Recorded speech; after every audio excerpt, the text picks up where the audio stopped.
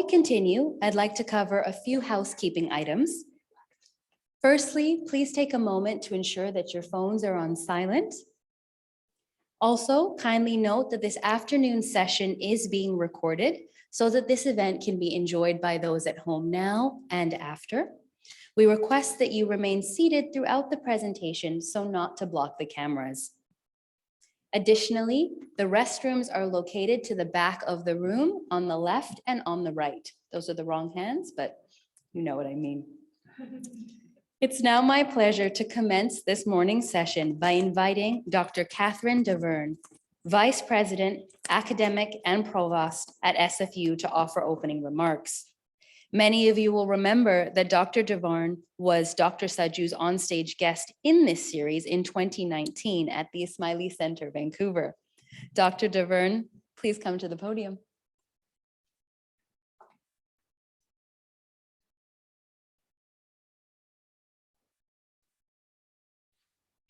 Thank you so much. It is my immense pleasure to say a few words of welcome on behalf of Simon Fraser University.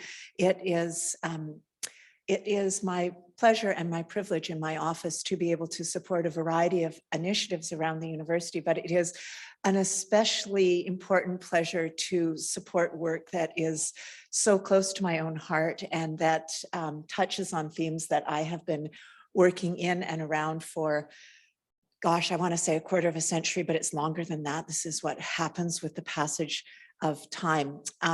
I really do think the conversation around Islamophobia is one of the most important conversations for Western societies to enter into. And in my own work, which is about the construction of identities around national borders and the way in which law creates categories of exclusion in immigration regulation and refugee regulation, at this juncture in time, the inability or unwillingness of Western decision makers and lawmakers to begin to deeply understand Islam and therefore be able to confront and truly address Islamophobia is one of the most serious and important issues that we face in the law. So I was really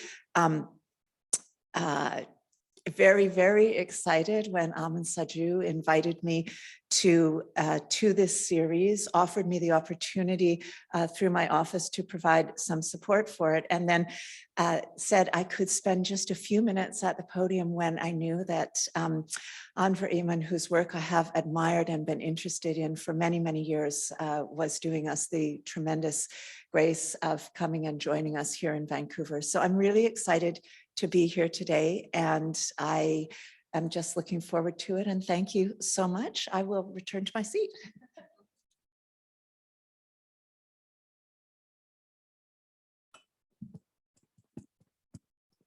Thank you, Dr. Deverne, and thank you for your support of this series.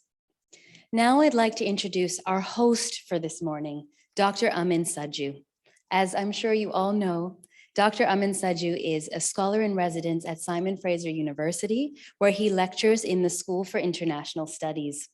His research and teaching focus on human rights, transitional law, transnational law, and public religion.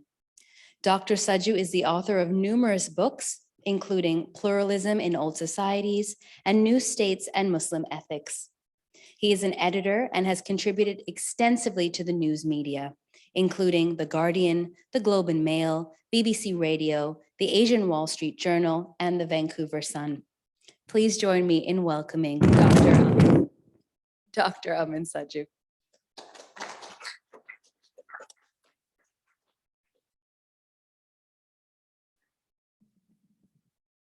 All right, I'll go through the mask removal ritual here. Thank you, Nabila, not only for your kind introduction, but also being a voluntary superwoman in managing this series. My appreciation to Catherine Deverne with her customary modesty in honoring us with her presence. She was a rock star, if you remember, in that 2019 onstage appearance, matching her husband, Professor Peter Deverne, who was our guest in 2019 from UBC. Welcome back. Now, when Edward Said wrote Orientalism 44 years ago, and I will get the the cover for you on screen. By the way, we have the book on display there on that table. Yes, it's been that long. His main target in his critique was about how we perceive Islam, Muslims, the Middle East, but not by far-right populists, not by the media, not by intolerant sectarians. It was us. It was academic and cultural elites who were his main target, for whom, whose work for Said fueled the prejudice that emerged in the media, in right-wing politics, and in sectarian quarters. Remember, Said himself was avidly secular and of Protestant, not Muslim background. The finest scholarship in the West about the East, he noted, was, quote, not innocent. Rather, it was filled with stereotypes, political alliances, and all these have become part of the furniture of post-colonial life. We slowly have come here in Canada to recognize this about Indigenous peoples, and how we have spun narratives about them that feed the privilege of settler establishments. The result is what Said called the seductive degradation of knowledge. And here is that striking quote on the screen. The seductive degradation of knowledge, which shaped policy, public opinion, and tragically, the self-image of the peoples on the receiving end of these prejudices and phobias. This sets the stage for what, in a brilliant article in the New York Review of Books, Adam Schatz points out about Orientalism, and I have that quote for you here.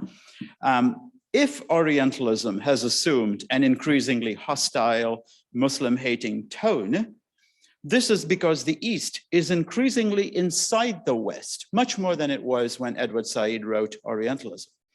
And so, says Schatz, this is a clash not of civilizations, but a collision of two overlapping phenomena: the crisis of neoliberal capitalism, which has aggravated tensions over identity and citizenship, and the collapse of the Middle Eastern state in war, which has fed the refugee crisis. Now, last month, over 40% of French voters saw fit to vote for Marine Le Pen, a statistic just a little bit below the support for Donald Trump in last year's elections.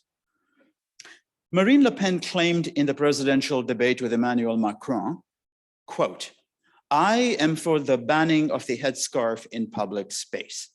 It's a uniform imposed by Islamic extremists," end quote. The idea that a French woman's choice to wear a headscarf is a violation of liberal political culture, which prizes agency, is, to put it gently, a remarkable claim. This audience knows that we've had similar views in Canada, all the way to a former prime minister's stance on what covering could be worn when taking the oath of citizenship. And we're not talking about COVID masks. That's the state of intellectual literacy we now get from our political elites. We expect better from academics and writers. Surely they appreciate the difference between a critique of governments and communities motivated by the usual political and economic drivers: restricting dissent, wanting to stay in power, mistrust of political actors who took advantage of them in the past. The difference between all this and blaming it all on Islam as a faith tradition. Alas, as with the Danish cartoons episode, where the target was not Osama bin Laden, but the Prophet Muhammad. There is a bandwagon claim that Muslims have no sense of humor, cannot tolerate satire or criticism. Now, there has been pushback, and I'll touch on a couple of examples. Intisar Rab, Harvard Law professor and director of the Islamic Law Project there, and here she is with her extraordinary work. Okay, can we get those slides going? Let's see if I have to do it.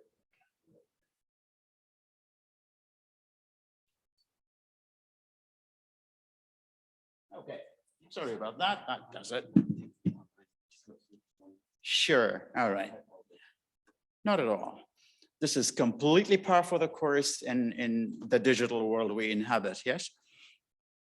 So Intisar Rab, the Harvard Law professor I was talking about, in this quite extraordinary article in a book edited by our guest today, Professor Anver Emon, goes into this idea that blasphemy and free speech in the Muslim tradition have always been, from the time of the Quran and the Revelation, regulated, and that they are now closed in by scripture and so on. She goes right to the foundations and takes it apart and shows that this idea of apostasy, the idea that you can give up your religion or change your religion, had nothing to do with religion when that rule emerged. It had to do with public safety because your belonging depended on your religious identity. So as with Jews, Hindus, Christians, the idea was to ensure that there was loyalty to the state. Your private belief was never an issue in this foundational period. And this is what Rab shows very, very carefully in her well-researched article. And I think this should be part of the curriculum, which it certainly has not been when I've been teaching. Instead, textbooks will routinely tell us, are we good? Yeah, there she is. And that's the book which we have also on display if you want to browse through her astonishingly good article. And as I was saying, I think this really should be part of the curriculum in how we understand Muslim traditions. I want to give you one more example. And this is a book called Muslims and Humor. I mean, speaking about the Danish cartoons insisting that, there was no patience for satire. I'm going to do that mechanically again. If it will let me. Nathan, sorry to bug you, but that needs to roll. This cover I absolutely have to have because it's a just published book from the University of Bristol. And basically they've got an entire book on the idea that humor, comedy, satire, making fun of political leaders has been an endemic part of the Muslim social and intellectual tradition. So much for this idea that this whole thing is alien to the Muslim landscape. I'm going to be patient to show you the cover of that. It's so fresh off the presses that I wasn't able to get a display copy, but I think Nathan's got it for us over here. And it includes a chapter by Amuna Abdul Fadl saying, putting the fun back into fundamentalism. A whole chapter on this relationship. And I think this should be part of the curriculum as well, that people need to be familiar, including those who go on to become journalists and reporters and so on, so that when they're reporting on issues like that, the target is not that people don't know how to laugh, but what they're upset with. And on that cheery note, it's my pleasure and honor to introduce our guest today. Professor Anver Emon teaches in the faculties of law and history at the University of Toronto, which reflects his twin doctorates in law from Yale and in history from UCLA. His research has focused on modern and pre-modern Islamic law. And here are the book covers, and this time, hopefully, oh yes, we actually got it on. So there they are, some of his more prominent books. There'd be a lot more to fill that screen if I got them all in there. All of them from Oxford University Press, and we've got Islamic law and religious pluralism right on the display table if you want to browse through them. Professor Emon's many academic honors include being named a Guggenheim Fellow in Law and the Royal Society of Canada's Kitty Newman Memorial Award in Philosophy. He recently received 2 grants from the Social Sciences and Humanities Research Council, one on Muslims in Canada Archive, which he will touch on, and a second one on the CRA, the Tax People's Audits of Muslim-led faith-based charities. Now, he wrote an op-ed in the Globe and Mail, which is that bottom thing there, if governments want to combat Islamophobia. Right after he wrote that op-ed in the Globe and Mail, the government appointed him to the CRA's Advisory Board of Committees on Charities. So it's interesting the impact that it had, that, okay, if you've got someone who is going to tell us this much about the tax policy, then we might as well have him on board. And with that, please join me in welcoming Professor Emon.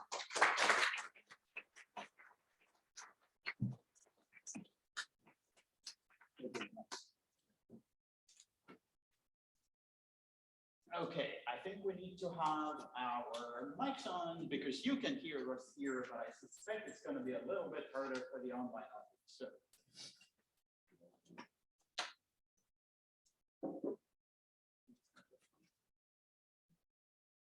Sure, whatever is easiest.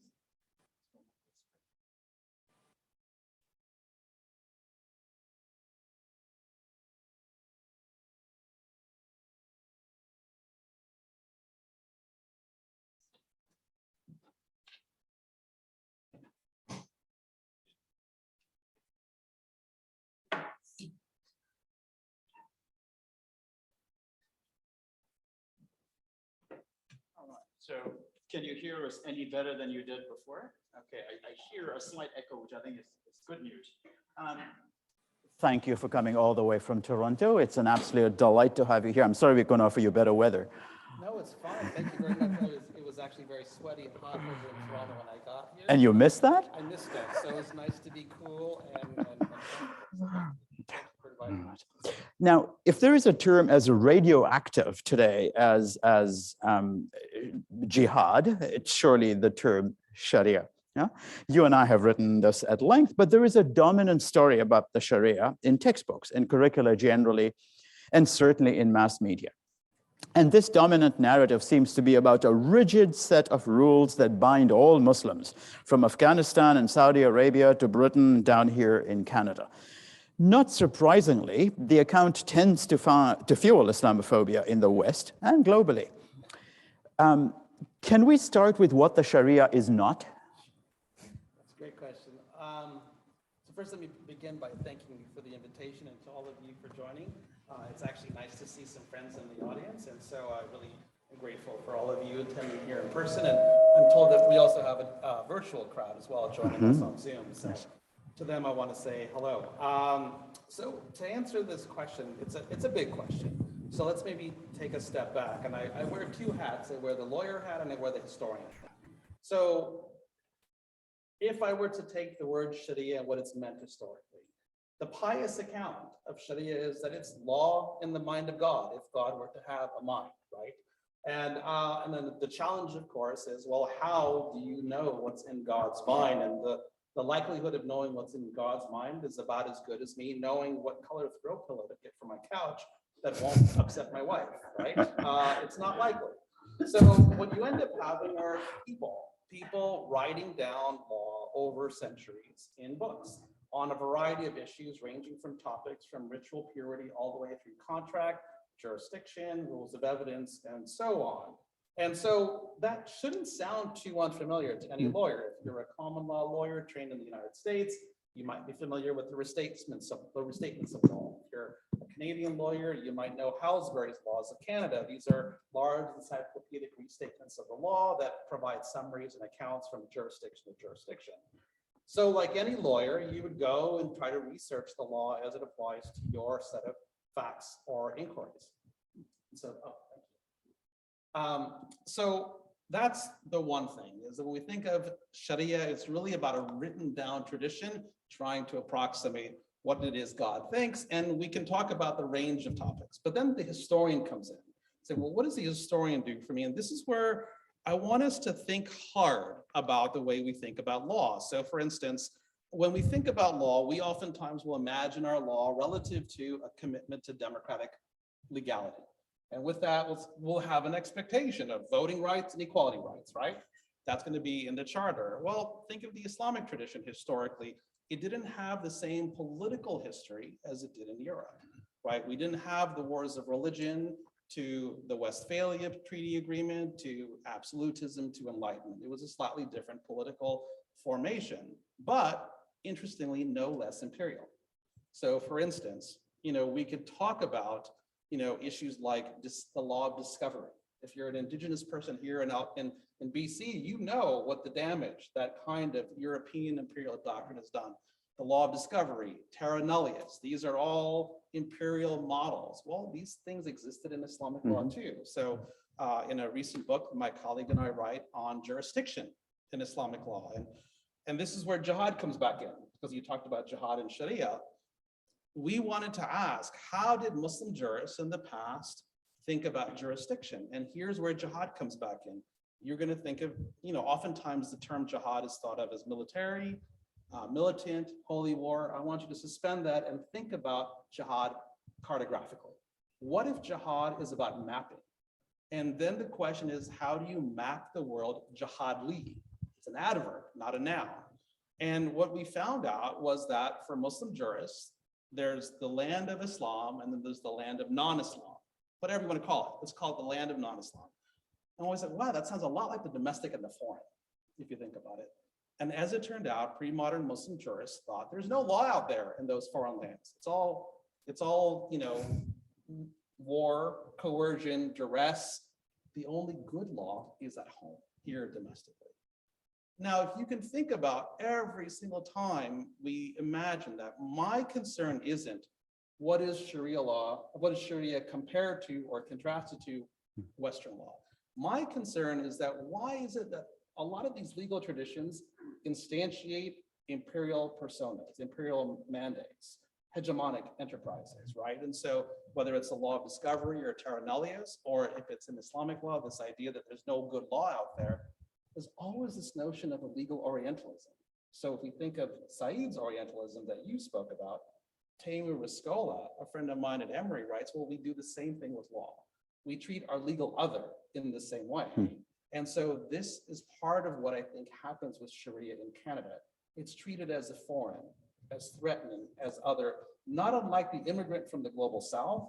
Sharia as a legal system is treated as a sign of barbarity and existential threat. All right, let's shift a little bit to, it's a bit of an echo there. Let's shift a little bit to the politics of this. So in Religious Pluralism and Islamic Law, the book that I mentioned earlier, you say that while there are competing views on Sharia, right, and in the Muslim world, outside the Muslim world, it's clearly, and this is a quote, invoked for purposes of legitimacy and authority. And is used for or against governance to make claims about justice or what justice requires. Now, the rules, it seems, may be rooted in scripture but the way they play out in the real world is a different story, as it is with any set of rules. Right?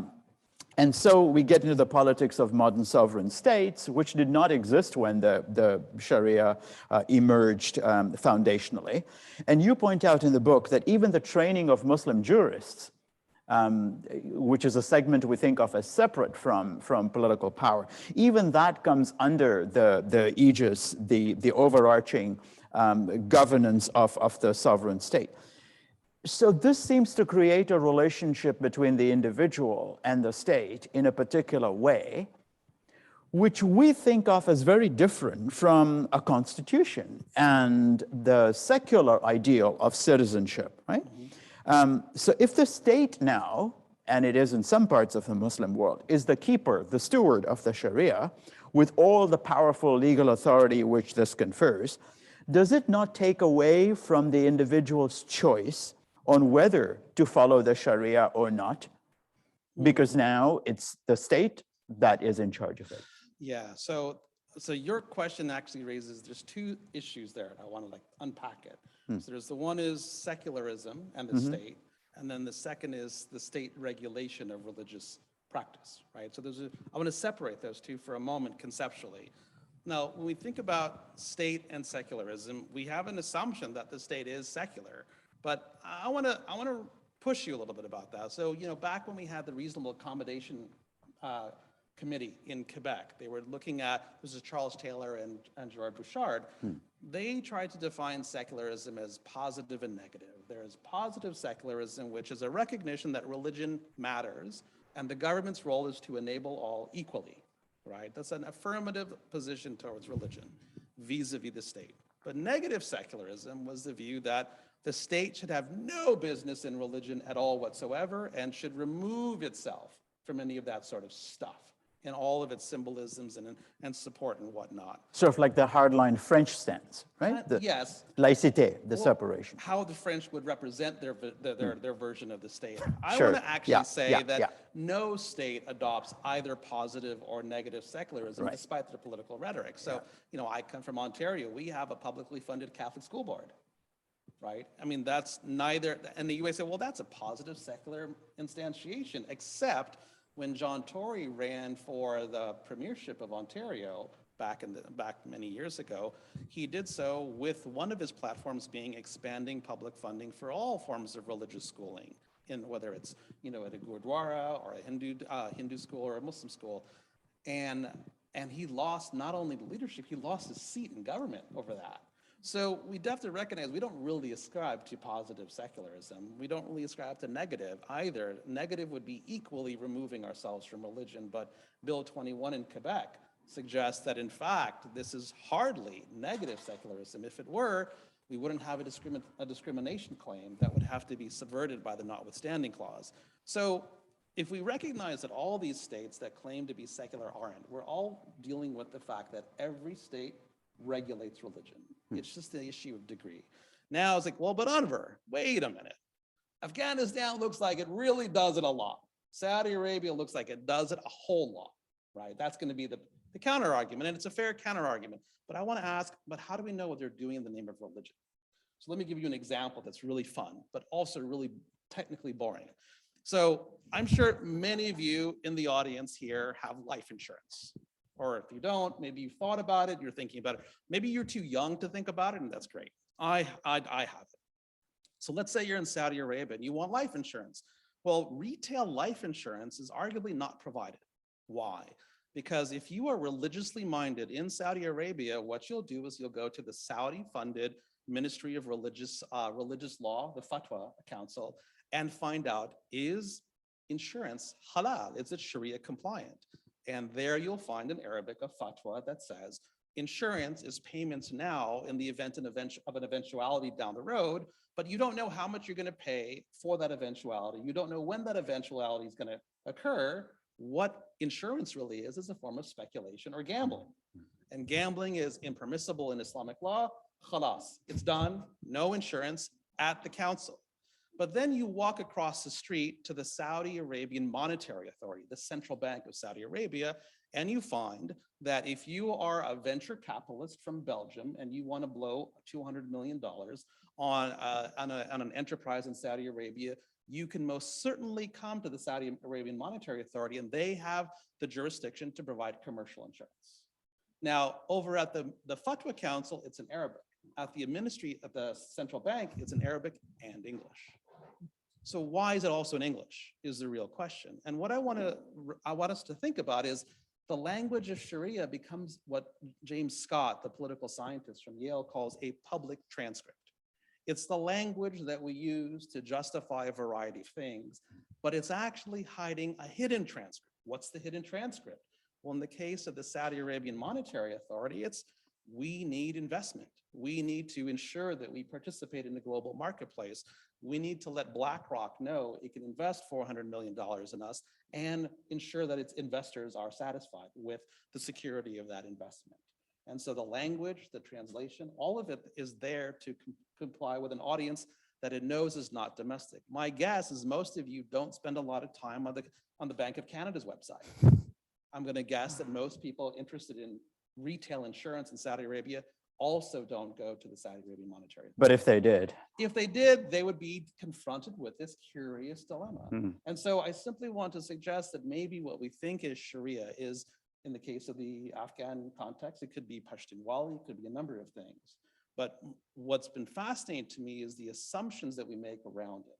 And so I kind of want to pause there, but there's a lot more we could say. So I don't know if I should continue on that question. Well, let's see if the audience wants to pick up on that Sure. when we get through some of the key themes I want to touch on. And one of them surely on everybody's mind is minorities, Mhm. right?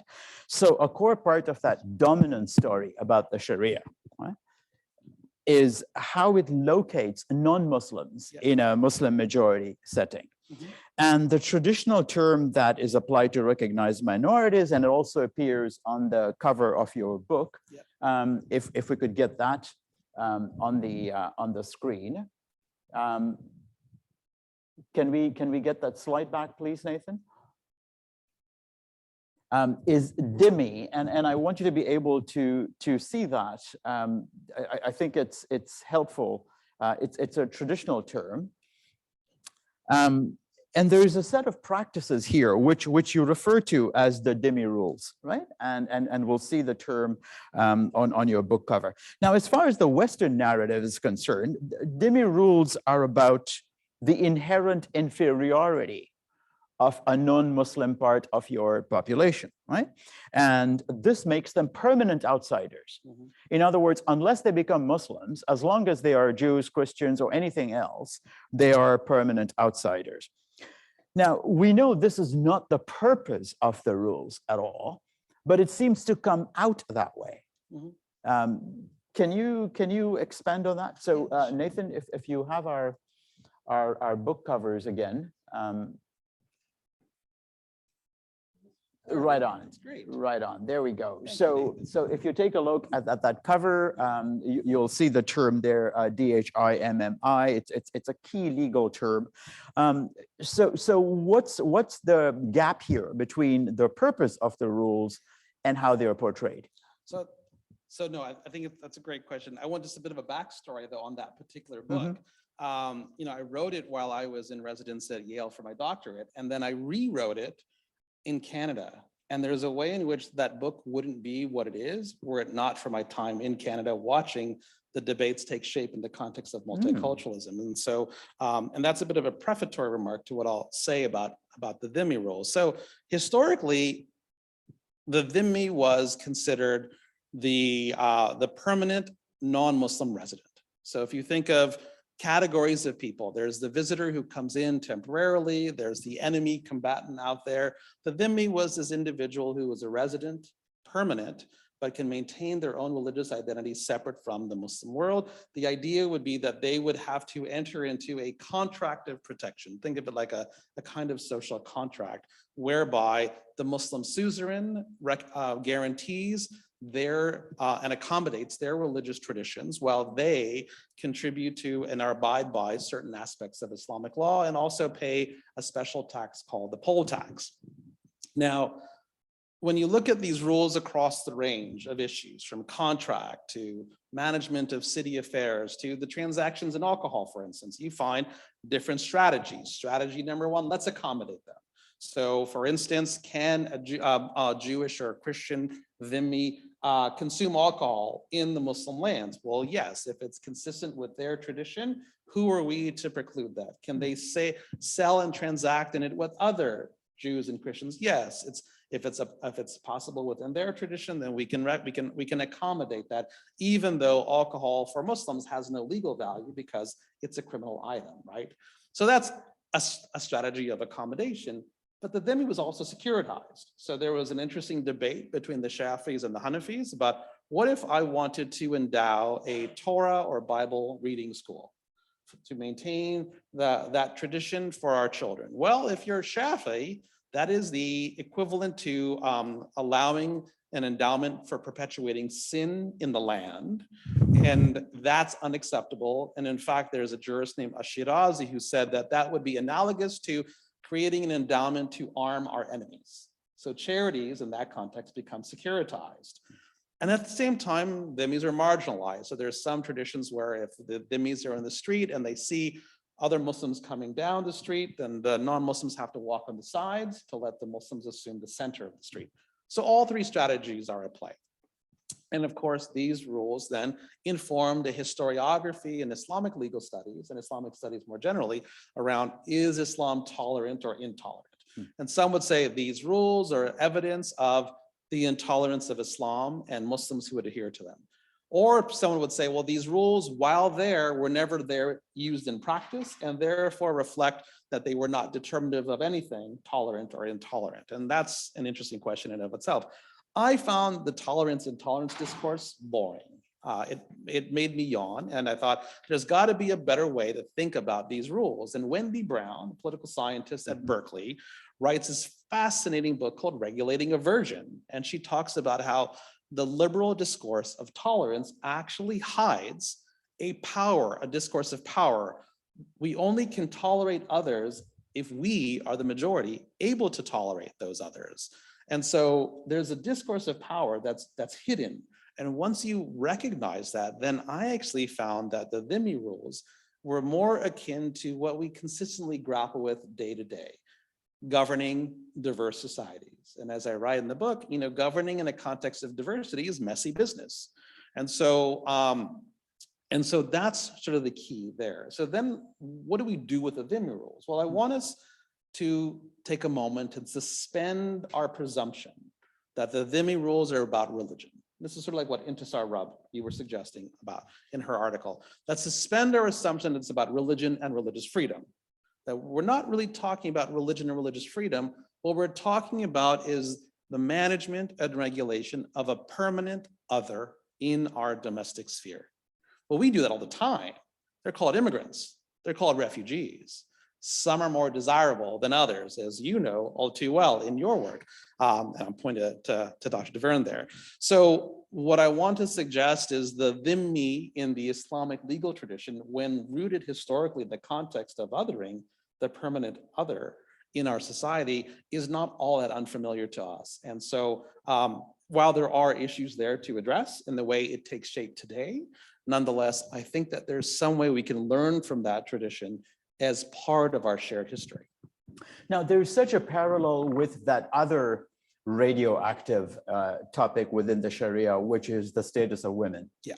Again, when it comes to gender, the dominant portrayal of the Sharia is that women are second-class citizens, they're oppressed, and we heard Marine Le Pen's claim that the hijab or the chador is a uniform imposed by extremists, that nobody would wear it if they were not compelled to by the patriarchy.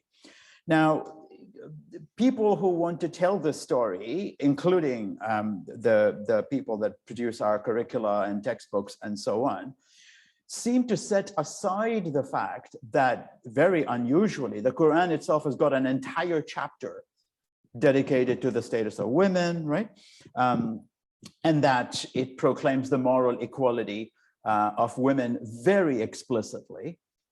So you would think that this would give us pause to say, okay, so then the gender divide cannot be rooted in theology in a direct way and say that, okay, Islam treats women as not equal to men. On the contrary, it says the opposite. And yet, because the social practice does treat women differently, we attribute this to the theology in backward reasoning. Now, can you unpack this a little bit the way you just did with minorities as to what the intention is and then how it comes out? Sure. So gender is a hot button topic, right? In all traditions. In all traditions. Including secular ones. Gender and sex. These are the top hot buttons. They're great for media, for Hollywood, and for religious talk, and for legal talk. But I also want to just point out, I'm a little embarrassed to talk about it when my dear friend and colleague Aisha Chowdhury is in the back row. She's written a book on domestic violence in the Islamic tradition. So she's, I'm hesitant to put her on the spot, but maybe we could get her after in the Q&A to stand in the corner. We'll send you all over there to talk about those. But she did write a really wonderful book in this series at Oxford. So I want to just point that out. And some of what I'll be sharing with you today is actually from that book. But look, I think when we think about the historical tradition of Islamic law, we have to recognize that it's got a lot of patriarchy in it, period. Let's just be frank. Let's not pull punches. Let's not apologize for it. It's super patriarchal, period. But we can also say a lot of legal traditions around the world are super patriarchal. Maybe the concern that we might have is, well, why does it seem to persist in the Islamic tradition in ways that it hasn't in others? And I say that if I'd asked that question 2 weeks ago, I would have been more earnest about it. I'm a little bit more ironic now today after reading the Alito decision that was leaked out on Roe v. Wade. So now I'm a bit more ironic about that. But let's just be frank. Patriarchy, like racism, like bigotry, are embedded in our legal systems. And with the historian Joan Scott, who's a friend and mentor of mine, she wrote many years ago an article called "Gender as a Useful Category of Historical Knowledge." And what I want to suggest is we need to think about gender as a useful category in order to critique the status of our law, regardless of what tradition it is. And so, and we can do so with gender, with race, even though some people want to remove CRT, critical race theory, from our curriculum. I think these are important categories. So that's number one. Number two, what is also happening is Muslim communities themselves are contending with this patriarchy, whether they're sexually diverse in their orientation, whether they're women's groups or not. And I want to point to a group like Musawa and Sisters. So Sisters in Islam is a group in Malaysia that has done this domestically within that context. From that group came out Musawa, which tries to engage the Muslim clerical establishment on issues of gender equality, and a kind of Islamic feminist. By the way, they've been right here at the WASC Center. They've been, and they're to talk to fantastic. us. Yeah. And so, I want to recognize that is happening. But then the question is, let's shift from that very internal conversation that has to happen within Muslim communities and respect the space they need to do that. And let's shift then to the Canadian reception of that. And let me just tell you a story to this end. So a couple months ago, January 29th was the day of action on Islamophobia by the federal government. And in honor of that, the National Film Board of Canada had a wonderful link on its website with a number of films to point us all out to watch, to think critically about Islamophobia in Canada. About a couple of days before January 29th, the Canadian Race Relations Foundation called me up and said, can you do an evaluation of 2 films in that list? They were called Sharia in Canada. There were a 2-part documentary on the Ontario Sharia debate, narrated by a woman named Dominique Cardona. And I was like, well, why do you want me to do that? I was like, well, we think they're actually really Islamophobic. And it would be ironic if they were, but on that list. I was like, okay, I'll do it. And I thought, how bad could it really be? Come on, aren't you guys a little bit? And I watched them and I did a minute-by-minute analysis of the 2-part video. And it was horrifying how our taxpayer dollars funded this. So let's be clear. You have this analysis. You have this this white woman narrating a story, revealing sort of the imperiled brown Muslim woman, the dangerous Muslim man. These are all tropes from Shireen Razak's work. Shireen Razak used to be at U of T, now is at UCLA. She wrote this really wonderful book called Casting Out. Casting out Muslims in Muslims in law and politics. And she says, like, there's this set of tropes that we have to be mindful of. The tropes are, there's the imperiled Muslim woman who's usually racialized, the dangerous Muslim man who's also racialized, and usually the white savior, usually in some form. And using Razak's paradigm, I could identify in every single instance, minute by minute, this paradigm is operative. The rescue stereotype. The rescue stereotype, right? We need to save these Muslim women from these dangerous Muslim men. Now, what was also troubling to me was, though the title was about Sharia in Canada, the content was about anything but. It was about, imams trained elsewhere, or domestic violence, or this, that, and the other. And there was no real expertise. And so what was troubling to me is not only the fact that there was a failure to understand Sharia in this video, but that it actually disrespected the challenges of combating domestic violence, as if somehow with a legislative pen, by banning Sharia, domestic violence against Muslim women would disappear. And so there's a way in which I think we receive this trope of gender and gender discrimination in Islamic law, which on the one hand is there. We can't ignore the patriarchy. But what we in this society seem to do with it is not unlike the kind of legal Orientalism that says there's really bad law there and we can't let it in on our shores. And rather than recognize there's a space for us to work within all these traditions, which we are now doing robustly with Indigenous communities. We used to have the same view on Indigenous law. There was no law. And on African Americans. Exactly. Yeah. The Black woman needs to be saved. Absolutely. Yeah. I teach my students this lovely decision that came out of the health community here in BC. There was an oil spill, and the health community was completely ignored in how it thought the oil spill should be managed. And so they came out with the decision, not because they knew the decision would hold anything, but they came out saying the BC government, the federal government, and every environmental agency involved in this ignored us. But we have a law too. And so if we could see that law for what it is, perhaps we can actually work with that. And that was the idea of that decision. And that would be sort of what I would want to suggest with respect to issues of gender in Islamic law. Now, it's impossible to talk about law and not talk about other things other than, say, the politics. And the other thing that I particularly want to bring out is ethics. Mm-hmm. And the ethical tradition in Islam is foundational, it's critical, and a lot of scholars have argued that in fact what we're calling law begins as ethics, and then fallible mortals translate that into law. And the terms that are commonly used, I'm not sure we'll get the screen up there, are adab and akhlaq, two very commonly used terms. But aside from this, a core ethical value for Muslims is charitable giving, charity. And this brings us here in the diaspora particularly to how supposedly liberal rules, and you've written and are researching this, have targeted Muslim charities. And Prime Minister Trudeau and the Civil Liberties Monitoring Group have both voiced concern about the CRA, about tax laws discriminating against Muslim charities. You are now sitting on the CRA's advisory board, so we're putting you on the spot here. What does this attitude say, not just about Islamophobia, but about the relationship between ethics and law? So let me back up a little bit. So yes, so we did do this work. So let me be really clear. You know, you have that lovely slide of all of the books that I've written, which maybe 12 people have read. And there'll be 12 more now. Yeah, maybe 12 more now. So 24. I have, and I've always valued the fact that I really have considered myself a medievalist. In recent years, I've shifted gears to think about the way in which Islam is deployed in the state, and the CRA was one of them. And I had never had an experience where something I read seemed to matter in that way. So it was really exciting on the one hand to have this one report go out in March 2021, and then within a year there's an inquiry by the taxpayer ombudsperson, and I'm really grateful to the Ministry of National Revenue to appointing me to the advisory committee on the charitable sector. I should first make a disqualification that nothing I say here reflects the ACCS or the Ministry of National Revenue or anything the federal government is suggesting.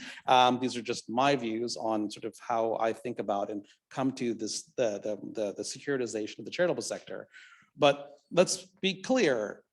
I mentioned earlier that the Dhimmi rules also securitize charities. Remember, if you wanted to do a Jewish Torah reading school or a Christian reading school, the Shafis securitized it. So this idea of securitizing charity isn't a liberal thing or isn't a liberal failure. It's just it's a way in which we've always seen charities both as constitutive of our public space, but also a danger. And we need to live with that. We need to sit with that. Why do we see charities in that way? Should we continue to see charities in that way? So that's number one.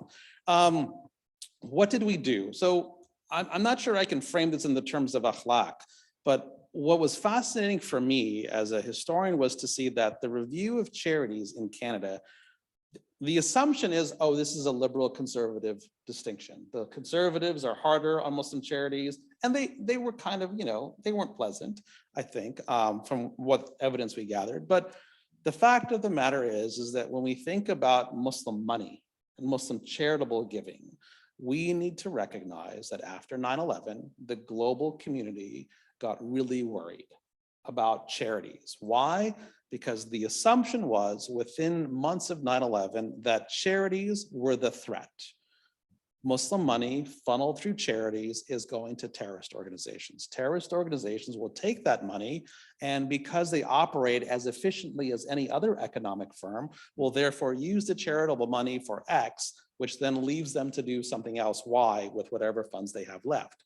So what's interesting about the assumptions of Muslim money is that it is framed by this 9/11 framework. And it's not a Canadian thing, it's a global thing. Within months of 9/11, the UN, of course, issued its, it had already had a convention on terrorist financing, but it wasn't implemented because there weren't enough signatories. After 9/11, the signatories jumped. Within months, it was effective. FATF, the Financial Action Task Force, within months created 8 special recommendations on terrorist financing. And recommendation number 8 was the charitable sector poses a threat of terrorist financing. So when the government of Canada, which is a founding member of the FATF, has to be compliant with those guidelines, it has to do things. It has to articulate what is its approach to being compliant with that model. And what we found was the Ministry of Finance in 2015 issued a statement as to how does it assess the risk of terrorist financing? Well, through open access research, and it didn't disclose that publicly. It's just in the open access document. So we don't know what open access research means.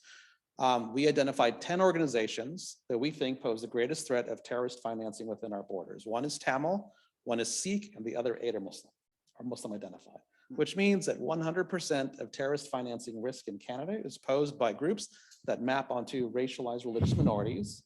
And I would say over 80% maps onto groups that map onto Muslim minorities in Canada. I say over 80% because of the 10, there was an 11th. The 11th was foreign fighters, but you're only a foreign fighter if you fight for a group on the terrorist entities list. So if you go and you want to fight for the Ukrainian army, you're not a foreign fighter for national security purposes. But if you go and you fight with Hamas, you are, right? Or if you fight for the IDF, you're not a foreign fighter, but if you are with The Hamas, IDF being the Israeli Defense Forces, but you are. So there's a real interesting conversation to be had is how do you construe national security relative to foreign fighters? And so this was the implications of this regime. And so we just simply decided, let's look at 3 charities or whichever charities that had lost their registration status under what they thought were suspicious circumstances, analyzed. And it was really just looking at audit statements. And I don't know, how many of you like to look at audit statements? You know, it's a lot of, I mean, I loved it. It was fun for me. I enjoyed it. I poured over these documents, and it's not just the audit statement, it's the appendices. But then you're a medievalist. I'm a medievalist, I'm a text guy, but what was interesting for me wasn't, and this is where the link to ethics is, right? The appendices are all research memos, or mostly research memos. None of them are authored. They're research memos by the charities director or members within the CRA. So they're not authored. They in fact have the feel of a kind of bureaucratic government mode of research. So it was an interesting example of what does bureaucratic reasoning look like? How do they make sense of data? What is the evidence that's selected? And for me, you know, because, you know, I'm also a lawyer, I'm a law professor, and I know, oh, you got to do site checks all the time. And I hate site checking, and I always assign it to someone else, but I site check them. I followed the footnotes. You know, we also follow the money, but we also follow the footnotes. And in following the footnotes, like, oh, well, this is an interesting article, which is published not in a journal, which the CRA said, but in an online blog with no editorial policy, but funded by a foundation that's listed on a list of groups that support Islamophobia in the United States. And you just go one after the other. It's like, and you just unpack it like that, right? And that's what we did. That's really what it was. It was a lot of kind of forensic deconstruction of these audits. And you're doing a project at U of T, Layered Suspicion, which I gather. So that was this project. That's what this was. Yeah, it was under Layered Suspicion. And that's an open access website. It's all open access. You can go any time of the day you want. We have it in English. We have it in French, infographic. It was the first time I published an academic piece, not in an academic venue, electronic. So intriguing. It was fun. Now, this separation of law and ethics that we're talking about, universities make it even worse. I mean, they put silos, and we've taken it for granted now. You belong in the Department of Economics or Health Sciences or History or Law. And the interlocking parts of this are often lost because we create these silos of learning, which is very much a part of modernity. But you are in a wonderful position in that you teach across departments. You're a professor of history and also of law and Islamic studies. How do you handle this partitioning approach that universities take? I know it's a very big question, but give us a sense of what you do about it. I would say for the first 15 years of my professional life, I was part of the problem. I was teaching law in a very narrow way.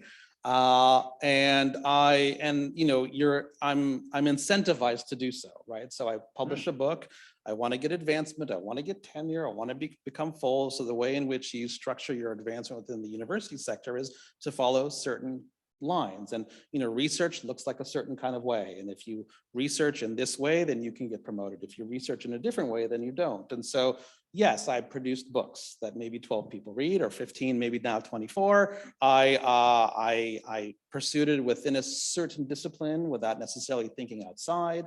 And so that would be me very much as solely within the Faculty of Law. And then as I moved to the When I moved to history and split my appointment, I did it as a deal to become director of the Institute of Islamic Studies. And I would say it's in the role of director of the Institute that I'm now trying to break that model for myself and hopefully for others. I don't know.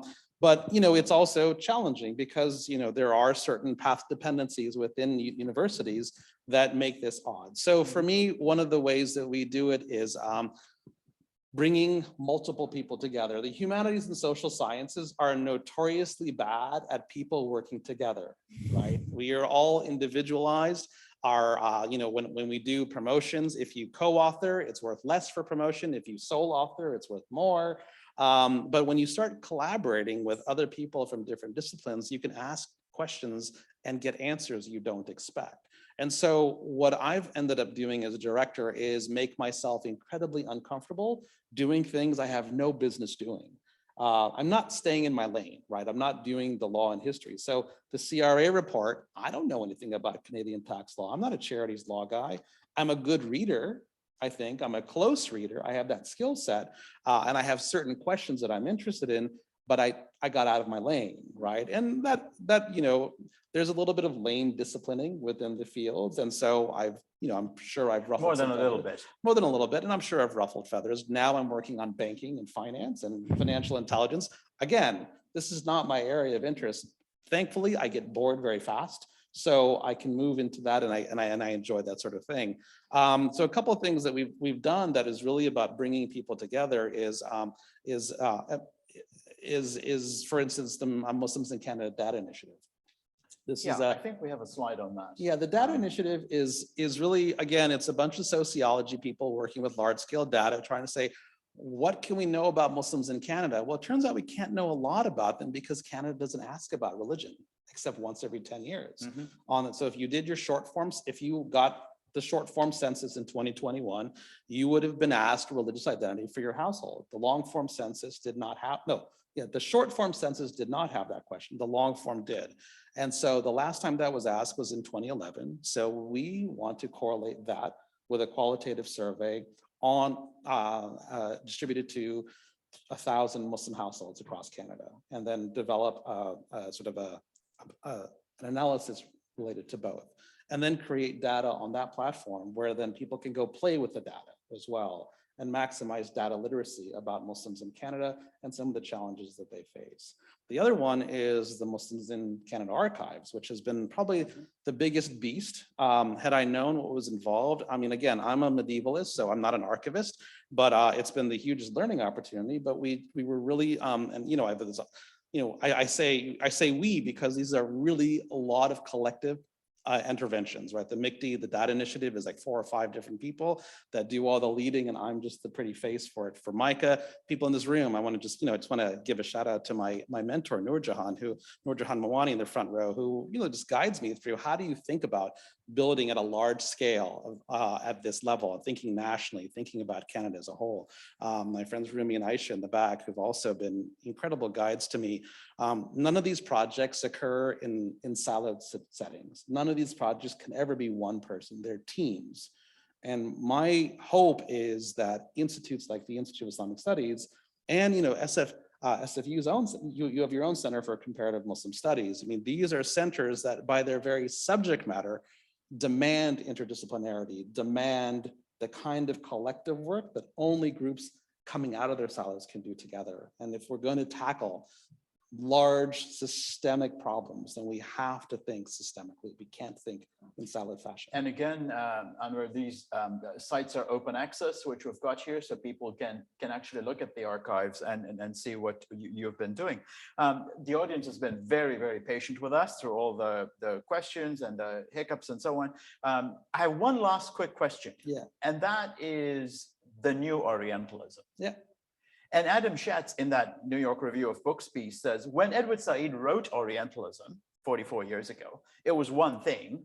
And today, it's something quite different. And it's quite funny what he has to say. The Orientalism of today, the Orientalism of Fox News, is based not on tendentious scholarship, but on an absence of scholarship. So he was targeting the elite before Edward Said was, and now look who is doing it.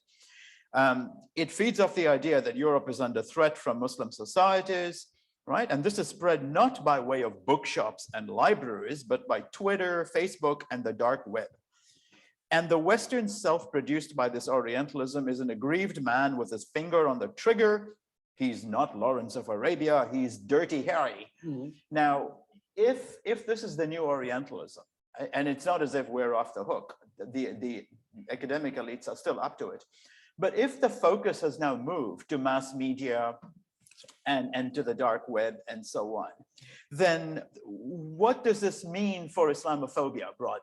Well, I mean, I can tell you, so one is, I think that for at least, and here as an academic, I can only speak to what does it mean for me as an academic in a university setting. And what I would want to suggest that it puts upon those of us in these institutions to combat, but in not familiar ways. So for instance, the reason that I myself have moved to the digital platform. So under layered suspicion, we had to run it differently. We knew that if we wanted to combat systemic Islamophobia, I couldn't wait for peer review and journal publication cycles or a publisher to decide to take it on. We knew that we had to get this out like that. We knew that it had to be peer reviewed. We also knew that we had to get lawyers involved. Normally, you don't have lawyers involved in the peer review process, but we knew we needed to have lawyers involved because the threat of academic libel suits is always present. So the very dynamic of production, knowledge production now has to anticipate that. The venues have to anticipate that. It can no longer be the books, the publications, the journals are important. Open access is important, but it's no longer just that. So if you go to the under layered suspicion, you'll find that we actually had to spend money for a graphic designer. Why? Because no one's going to read a 120-page report. We had to get someone who could distill 120 pages of analysis into one image. And that is what I think helped us. The research is important, but the one image did all the work. The art, the color, the scheme, the design. We live in a very visual culture now, and we live in a culture that needs information like that. And we can't produce it that fast. No, and again, we have this partitioning. So my students, when I do this course on Islamic intellectual and social history, in the textbook, there's nothing on the digital universe. Yeah. The students who are far more savvy than I am about what's going on in blogs and the web know about hate crimes and what's happening with Twitter and Elon Musk and all that. But they don't come together necessarily. In other words, one belongs to, what happens in computing and sociology and so on, and the other happens in academia in the traditional sense. And again, we need to find ways to do interdisciplinarity, right? No, I think so. I mean, one of the reasons why MICA is such a promising project and why I get excited about it. So, for me, I'm not an archivist. I'm doing MICA. I'm passionate about MICA because I have children. I have two boys, 7 and 10. We're raising them as Muslims in Canada. And I want them to be able to be proud of who they are and be able to tell the story of Muslim heritage in Canada. So that's why MICA matters to me. But MICA is both a physical archive, which holds documents in physical storage, but it's utterly digital. But like most archives will stop there. The digital archive with the catalog, lots of words, a lot of really boring stuff that scholars care about, and that's it. Maybe some digitized images for curation. MICA has to have an added level. So, which is why, we don't have 3 servers, we have 4. We won't have 3 sites, we'll have 4 sites. And 4 sites for one of those sites is for digital storytelling. How do we tell stories? How do we create a condition where the collection can be both digitized, but then also utilized by storytellers? All of you in this room could tell the story of that document, that passport, that letter that you had from your auntie from whatever country before you migrated. Or maybe you're in Canada writing a story about something, or you want a spoken word statement, or I don't know, it could be anything, right? Mm-hmm. Historians like to play with primary sources. Artists need inspiration. MICA is the holder of all of that. And our hope is that by creating a digital platform, not just for the archive, but for digital-based storytelling, you can actually put voices that have been marginalized into the center. They can be both, they can be recognizable to themselves and combat the onset of white supremacy and Islamophobia. And that's sort of the hope for that project, but it takes it shouldn't take a medievalist to do it, but it does.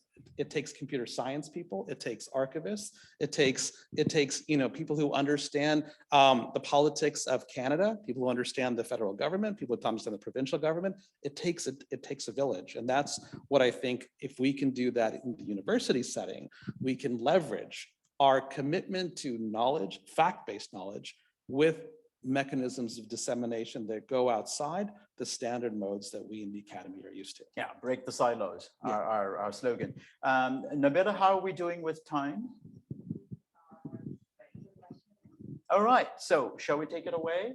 I know we've got a virtual audience as well, and we've got people right here who will want to jump in. So I will let you take it away.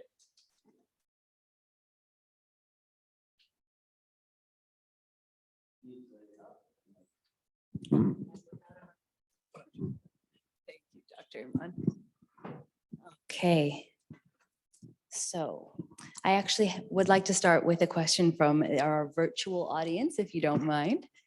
And the question is, with what the Taliban are doing, yet again, with women and minorities in Afghanistan in the name of the Sharia and Islam, how should we understand this in your view, mindful of the Western public and media portrayal? Shall we switch now? So there's a couple of things. One is, so also with my, so about 2 years ago, was 2 years ago what we did.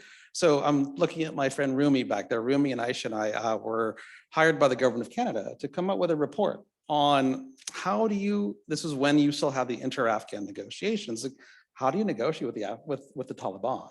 And it was really an attempt to try to unpack the Islamic perspective of the Taliban.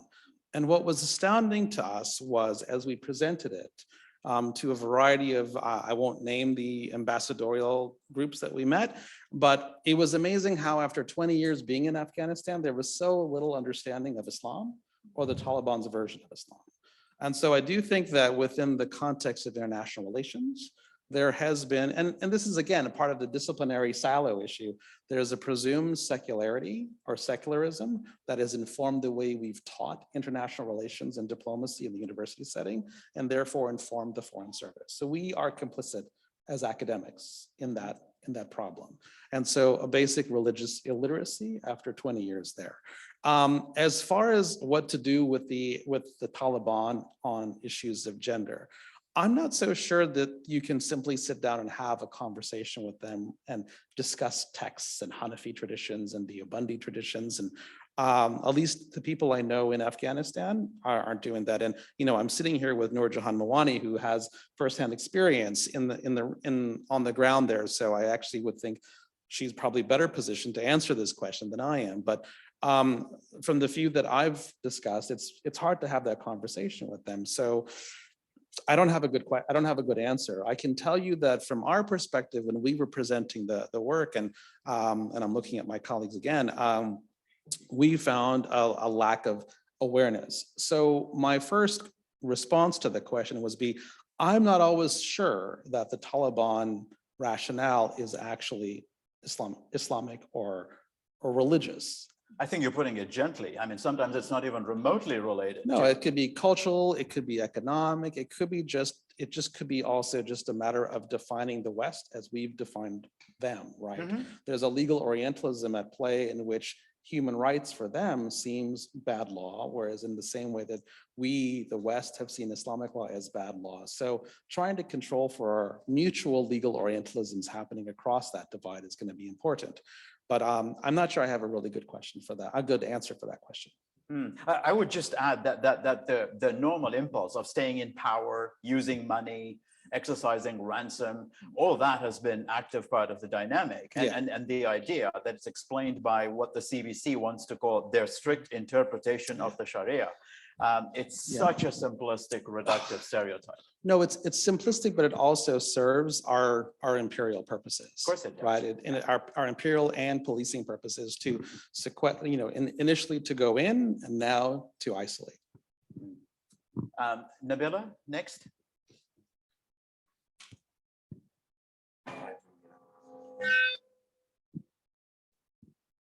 Did we want, since you had mentioned that earlier, did we want Rumi and Aisha to pitch in a little bit on the gender issue? No. They're modestly They're saying holding no. back. Absolutely.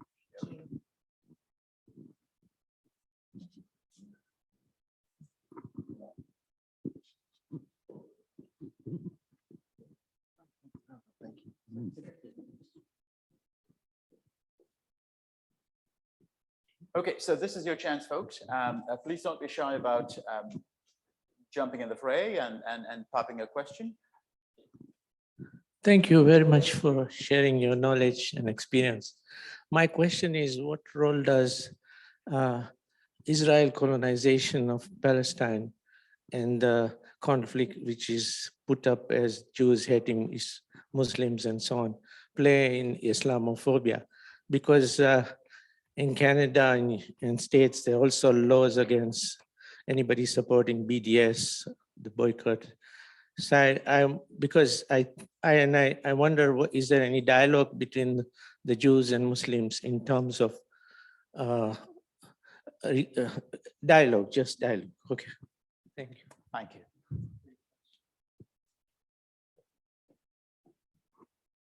So how do we talk about Palestine without getting people mad? It's a tough one, right? It's hard. It's hard, Including this week with the funeral and all yeah. that. So how do we talk about Palestine? So one is and let me preface my remarks by saying I'm a professor at the Faculty of Law at the University of Toronto, and we've had our share of challenges on this issue. You might be familiar with our hiring problem that we had there, and then we were censured over this, and it's forced a really hard conversation for a number of us. Anver, do you want to take 30 seconds and tell the audience what you just referred to about the hiring? Sure. You and I know about it, but Okay, they may I not. just assume everyone knows. No, it's such great, it's gossipy fodder for the very academics. noisy. Yes, Very noisy, very gossipy. But okay, so what ended up happening at U of T was there was a position for the director of our International Human Rights Program, position available, and there was a committee that was unanimous about the candidate, Dr. Valentina Azarova. Dr. Azarova's a lot of her work is on Israel and Palestine, in particular critical of Israel and its policies on the West Bank, the Gaza Strip, and on Palestinians in general. And then what ended up happening was a donor to the university, to the law faculty, a former board member of the Canadian Israel Jewish Alliance, I think that's the name of the group, contacted an advancement official raising concerns about this appointment. How he found out about it was traced to an NGO monitor group in Israel. How that group found out about the confidential decision, we don't know. There was a leak somewhere. We don't know how. And so you had a donor who called about an appointment that was not public, that was still in process, that was under discussion, and that was on a Friday of a long weekend in September. And then by Monday, the dean scrubbed the search entirely. And it's the timing. Usually when you're in that far along of a process, you don't just scrub it like that. And so it created presumptions. Some would say, well, no, this is just the dean making a decision around immigration issues. No, this is the dean making a decision out of deference to the donor. And it became a problem, became a huge concern, but it became also a cause célèbre. So it was covered in the Toronto Star, the Globe and Mail. By the time it got to the New Yorker, then CAUT, the Canadian Association of University Teachers, got into the picture. The university decided to do an inquiry before then. It had hired a retired Supreme Court justice to do a report. The report said there was no violation of academic freedom. Maybe there's collegial mismanagement of the situation. CAUT disagreed. They thought, no, there's a clear violation of academic freedom in their regard, and they censured the university, and the university had to deal with that. So that's the backdrop to that. A number of us were dissenters, very unpopular dissenters, I guess, but there are about 7 to 10 of us within the faculty that thought this was a problem. We needed greater transparency. We need to think about donor policy related to academic freedom, collegial governance, and so on and so forth. But for myself and my other colleague, Mohammed Fadl, we were the 2 Arab/Muslim identified members on faculty who were also vocal on this. And so we began to see that, this focus on Israel and Palestine also had an effect on us as two identifiably Muslim men who do work on Islamic law. So what it has led for me to deal with is how do we, so one is, how do we talk about Palestine? How do we integrate it in our curriculum? How do we overcome the academic exception, the academic freedom exception that is the Palestine exception? And we all have to deal with that because I think we can document it in a variety of instances. But your question is more broad. Your question is, isn't Palestine a trope of Islamophobia? I mean, that's what I think if you're getting at is, isn't it an Islamophobic trope like gender and patriarchy? Palestine becomes a trope of Islamophobia, and I think you're right. I would simply want to caution us. So the Arab Canadian Lawyers Association, just last week, we co-hosted an event with them where they issued a statement on anti-Palestinian racism. And they wanted to define it, APR for short. And the idea around APR is, what does it look like? What does it feel like? How do you experience it? And they surveyed a number of folks. What they also were careful to explain was anti-Palestinian racism cannot and should not be collapsed with Islamophobia, because not all Palestinians are Muslim, for one. That's a key one. But also there's and nor should it just only be collapsed with anti-Arab racism, because Palestine is distinctive in this context. So I want to acknowledge that what you're talking about is a very real phenomenon, both for Islamophobia purposes, but also for anti-Palestinian racism purposes. If the question is, what do we do about it? That's a great other question. And so I can only tell you what we're doing about it at the Institute. Well, not really at the Institute. I'm very hands-off on this, but it's colleagues of mine that work on this. And so what my colleagues have done is they've started a program called Hearing Palestine. Can we hear Palestine when it's said? Can we talk about it when we talk about it? And can we create an environment in which we can have robust conversations?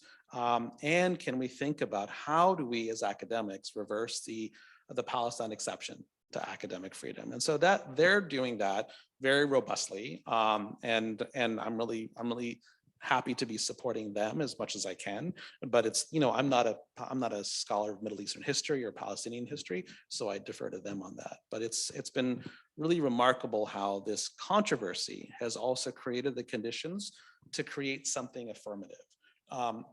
It is true, however, that as we still try to create something affirmative, the university's model on us is still risk aversion and damage control. Because if you look at Palestine, it remains a very contentious space. And so we're in a way that I don't deal with, let's say, issues like if I want to deal with creating an Islamophobia lab, no problem.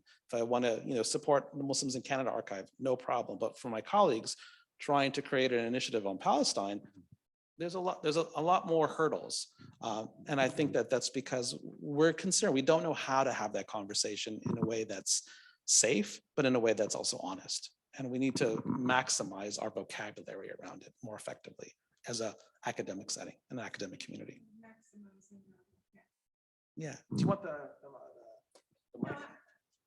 Just for the folks on Zoom. Yeah, we won't hear you We gotta hear otherwise. Our virtual colleagues to see you. I'm not sure if I can ask you a question. I'm not sure I can ask this question if it's legal or even. Do you believe in God? Do I believe in God?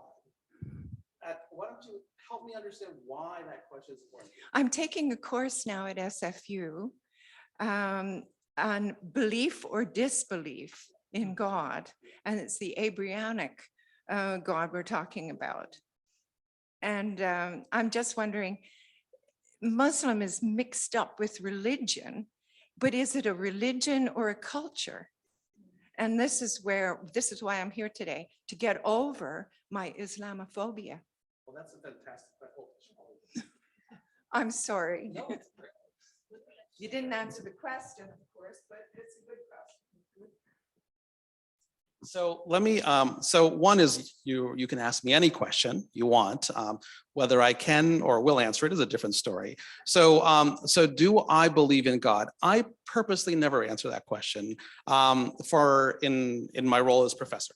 Why? Because my challenge to whenever I'm speaking is to, and part of it's because I'm legally trained. I'm always doing the if, then, what about this side? What about the other side? I'm always on the one hand, on the other hand. And sometimes what I want to do with my students is play with infidelity, play with heresy. And if they think that I believe in God, then they're going to assume that my ability to play with things that we think are heretical is limited. So I'm of the view of that when in my academic role, every question is fair, regardless of what the historical tradition says, right? And so I don't answer that question publicly because I want to maintain my role. And I was just going to say that she can repeat that question as soon as the proceedings are done right outside. You can ask there him over privately, coffee, absolutely. and he'll give you a very privately, different I'll answer. give you. Yeah, but I do think what's interesting about your question is that, and this is a different aspect to your question, is that I think, and this is when in my role as law professor. So one of the things I've been doing in law is I teach statutory interpretation. And you would think this is no place for God talk, this is about Parliament. But what's really fascinating is when we look at how the Canadian Supreme Court interprets statutes, it always does so by deferring to Parliament. And when it does so, it says we need to respect the doctrine of parliamentary supremacy. Why? Because when creating statutes, Parliament knew everything it needed to know. Parliament has the expertise that we don't have. Parliament is this, that, or the other. Now, when you collect all the norms that the court uses to describe Parliament, Parliament begins to sound like God. And what's interesting then is when I have my students read Supreme Court decisions on Parliament, and then I have them read a medieval treatise from the 12th century on Islamic theology. I was like, well, there's no connection here until, of course, I begin to talk about Parliament as God, and the language is the same. So the question for me isn't, the more interesting question for us to think about collectively is, do we know how to talk about God, whether we believe in God or not? Because I do think God or God analogs are with us in the way we imagine our state and imagine our relationships with one another. And that to me is a harder question because I can tell you right now, I contend with an incredible amount of religious illiteracy around God talk among my law students. And to me, that's a problem because then they're not seeing what the court's actually doing when it's deferring to Parliament. And that is, I think, where your question leads to something much more interesting for us to be considering. In fairness, it's not just law students who are illiterate about God talk. I think it's the nowadays of modernity. Yeah? Perhaps. Yeah. Yeah, we seem to be losing that. Nabila, are we right at the end? We have time for one more? There's two, actually. I'll let you decide. All right, we've got my students over here and they are articulate and I'm delighted to welcome questions from there. So Shannon, take it away. Okay, I will try. Thank you very much for all of your conversation and presenting. I hope this question is for more than just students, and I think learning from, of course, legitimate and well-informed sources is very valuable, but most valuable perhaps when it goes beyond ourselves. And as a student, I feel the walls of academic silos for sure. And so I'm curious, perhaps from your perspective, as an educator in multiple facets, what role can students or learners in general play in breaking silos of either social thought or academia and employ systemic thinking in practice? Like we have this information, we're learning more, and then what would an employment of that systemic thinking look going forwards for systemic problems such as Islamophobia? That's a great question.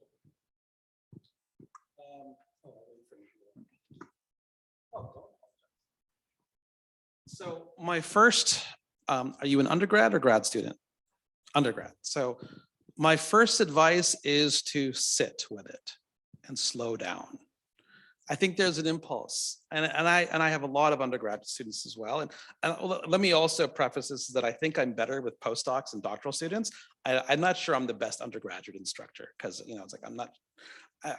Oh, that's typical modesty. I don't know. I'm okay with it. So what do your students say? But what I would say is, and this is what I tell my undergraduate students, and I'm going to share it with you, is we are really used to moving quick. We want information like this. We scroll through our Twitter feeds as if it's an index in the back of a book. We go through Facebook. Well, you probably don't go through Facebook, maybe Instagram or whatever the latest gadget is. I'm of the generation that Facebook is still my thing, right? So I'm clearly outdated. But I would argue that before you can make or contribute to that systemic change, you have to slow down. And because so much of what I'm noticing, and let me just give you an example from this CRA thing, right? It's like, what was interesting to me about that project wasn't because I'm interested in the CRA, wasn't because of, anything I knew in particular, but it was because I went to a meeting where people were ashamed of having to be at that meeting. I had to sign an NDA. A non-disclosure agreement. A non-disclosure agreement before I could even attend the meeting because they were so scared of information being leaked out, of who was present at the meeting. They were worried about being surveilled. They were worrying about, and it was in the context where there's no knowledge, there's no research, there's nothing being written about it, and a context of fear and shame and fear and shame. That's what prompted me to do it. That was really, well, that and there was other reasons, but those are the two big ones. And but I didn't know anything about it. So really it was about taking the time and just knowing there's always going to be someone better or more informed on aspects in the room. So no matter what you do, always go for, I wouldn't even say peer review, because peer review was almost too gentle for what we had to do. I would say red team it. So in journalism, you have red teams that destroy an article. The first version of that report, we had 10 reviewers and we had 2 lawyers that I had to pay, one for defamation and one for tax. And they destroyed it. And we had to rewrite it, and you be prepared for that. And if you're okay with that kind of analysis, that kind of methodology, then I think then it's just about being slow and patient.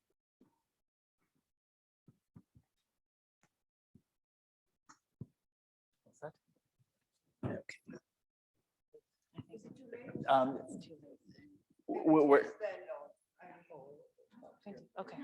Let's squeeze a quick take it. Yeah, it's not so much as a question, but just trying to highlight a couple of things. One is that I think we should really watch out now in a very positive way for an opening of a discussion on charities and of the definition of charities, which is triggered, I would say, by the work that you've done, Professor Anver and the Institute for Islamic Studies. So please watch out for that. This could be a complete reconfiguration. Number 2 is the point, I think, that came from the virtual audience, which was on Afghanistan. And I think that the situation is, we all know, very complex.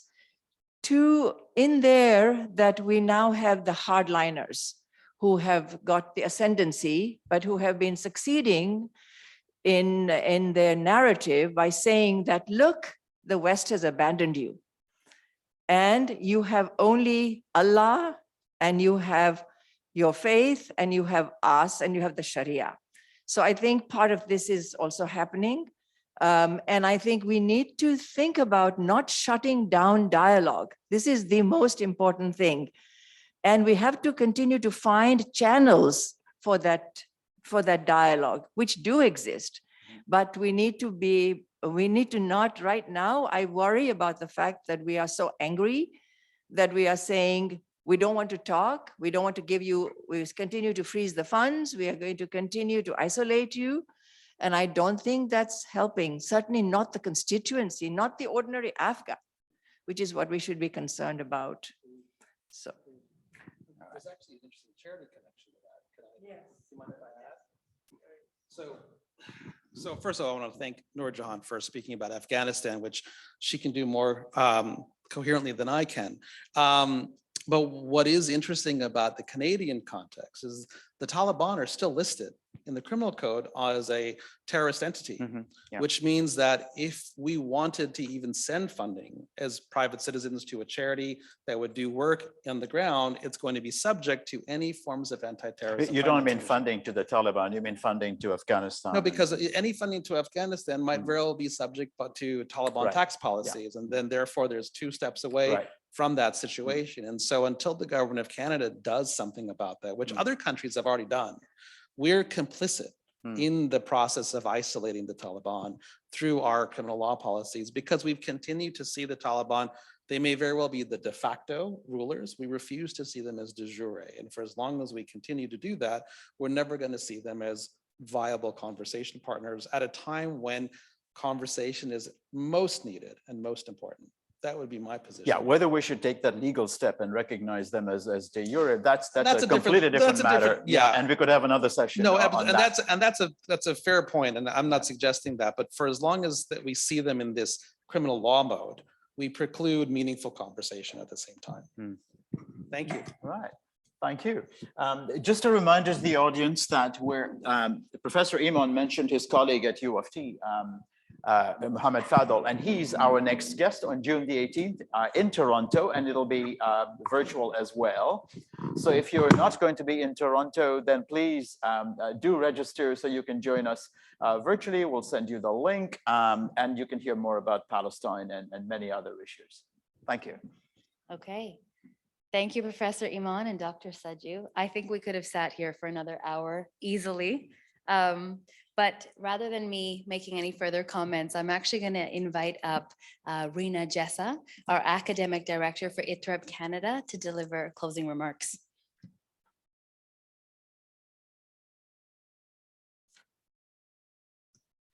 So good afternoon. Thank you for having me here. It's really exciting to be back at an SFU campus as an alumni of the university, and I'm very energized to be part of this rich and very real dialogue that we just got to participate in. As Nabila mentioned, I am the Academic Director for the Ismaili Tariqa and Religious Education Board for Canada. And so in my role, I oversee the educational quality of our community's religious education system, right from pre-primary to high school. So today's conversation has been particularly interesting and personally relevant for me. My colleagues and I continually engage in dialogue and discuss the critical role of education in disrupting and countering the damaging legacy of stereotypes about Islam and Muslims. There is a consistent aspiration and continued effort to equip young people with the skills, and especially the religious literacy skills, to engage in informed dialogue and to also shape counter narratives of their own. I have learned a lot here today, and so thank you, Dr. Emon and Dr. Sajoo, for this thought-provoking and insightful dialogue, and personally for inviting me to pause, slow down, question my own assumptions, and really think about these counter arguments and taking the time to unpack these really complex ideas. So thank you for that. The ideas you spoke about around the power of digital storytelling, I think is a really important platform for us to all participate in to contribute to the dialogue and to the conversation. I also want to thank Simon Fraser University and the Ismaili Centres for organizing the 2022 Onstage Conversations. I am sure you would all agree that these have been well organized and very well received. I look forward to the next event with Dr. Mohammed Fadl on June 18th at the Ismaili Centre, Toronto. A special thank you to our volunteers and our staff who made this event possible today. Thank you to the SFU WASC Center for Dialogue for hosting, and thank all of you for attending both in person and virtually. Thank you. Thank you, everyone.